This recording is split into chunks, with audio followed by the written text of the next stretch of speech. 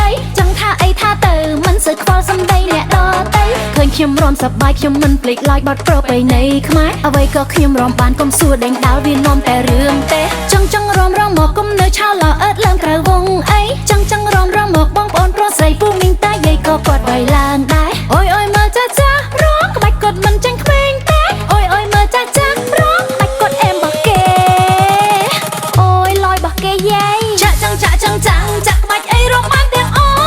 ចាក់រំវងក៏ខ្ញុំអត់តចាក់ក្បាច់អីរំបានទាំងអចាក់ចាក់បាត់តលងរំមួយចាដាក់មើលអើយតាំងយើងមករំតលងរំជាមួយតូចតន់ចង្វាក់តងក៏អូនរំបានចង្វាក់តងក៏អូនរំបានហេ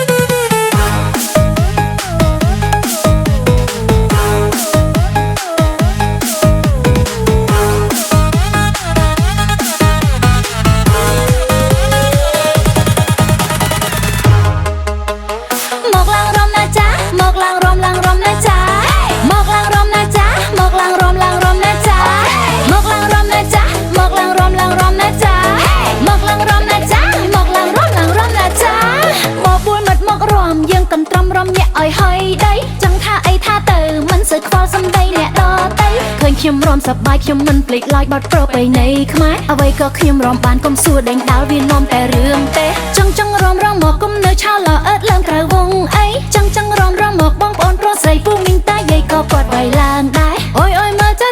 រងក្បាច់គាត់មិនចាញ់ក្មេងទេអូយមើលចារងក្បាច់គាត់អែមបោះគេអូយលយបោះគេយាយចាក់ក្បាច់អីរំបាន